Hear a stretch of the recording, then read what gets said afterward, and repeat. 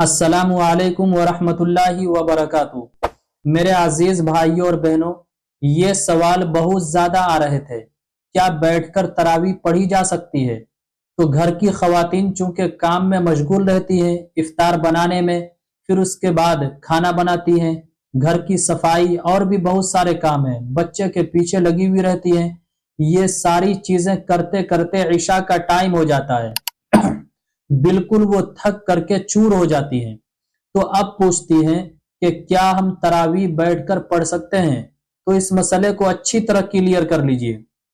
मैंने पहले बताया था, जब सुन्नत और फर्ज नमाज का तरीका सिखाया था कि कयाम यानी खड़ा होना सिर्फ फर्ज और वाजिब नमाजों में शर्त है, बाकी नफिल सुन्नत मुअक्कदा गैर मुअक्कदा में फर्ज नहीं है, बैठ कर भी पढ़ सकते हैं। यहाँ यह है कि अगर खड़े होकर के पढ़ेंगे तो अब ज्यादा आपको सवाब मिलेगा, बैठ कर पढ़ेंगे तो सवाब कम मिलेगा। तो अगर कोई रीजन पेश आ गया है, कोई प्रॉब्लम क्रिएट हो गया है, मजबूरी की वजह से कोई उज्र पेश आ गया है, टांग बहुत ज्यादा दर्द दे रहा है, या फिर जो बुजुर्ग होते हैं, बूढ़े होते हैं, खड़े होने में परेशानी होती है, तो बैठकर तरावी पढ़ सकते हैं। और चूंकि मजबूरी और परेशानी की वजह से, किसी रीजन की वजह से आपने बैठकर पढ़ा है, तो इंशाअल्लाह सवाब में भी कमी नहीं होगी। लेकिन कुछ मर्द हजरात भी और कुछ खवातीन भी बगैर किसी उज्र के सुस्ती और काहिली की वजह से बैठ करके अगर पढ़ती हैं, फिर उस सूरत में भी तो तरावी आपकी हो जाएगी, लेकिन सवाब कम मिलेगा। तो जिन भाइयों और बहनों को कोई परेशानी और तकलीफ है, पैर में घुटने में दर्द है, या जो भी उज्र हो, तो उज्र की वजह से रीजन के पेश आने पर अगर बैठ कर पढ़ते हैं तो तरावी हो जाएगी और इंशाअल्लाह सवाब में भी कमी नहीं होगी। लेकिन अगर कोई खवातीन ऐसी हैं या फिर कुछ मर्द हजरात भी इस तरह के हैं जो सुस्ती और काहिली की वजह से बगैर किसी रीजन और मजबूरी के बैठ कर पढ़ते हैं, ठीक, फिर भी तरावी तो आपकी हो जाएगी, लेकिन फिर क्या होगा उस सूरत में कि सवाब आपको कम मिलेगा। इसलिए खड़े होकर नमाज पढ़िए। बहरहाल खड़े होकर नमाज पढ़ने में सवाब ज्यादा मिलता है। खुलासा ये है।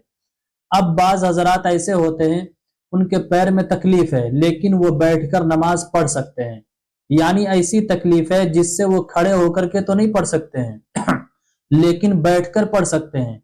इसके बावजूद भी वो कुर्सी का सहारा लेते हैं। बाज मस्जिदों में तो कुर्सियां लाइन से लगी हुई रहती हैं, तो अगर जमीन पर बैठकर नमाज पढ़ सकते हैं तो जमीन पर बैठकर पढ़ें। कुर्सी पर बैठकर पढ़ना दुरुस्त नहीं है।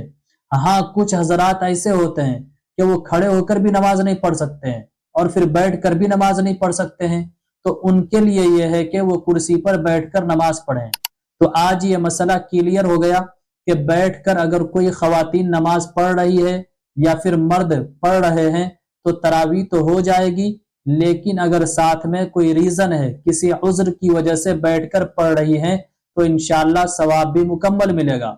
और अगर बगैर किसी रीजन, बगैर किसी उज्र के बैठकर पढ़ रही है, तो उस सूरत में तरावी तो हो जाएगी लेकिन सवाब कम मिलेगा।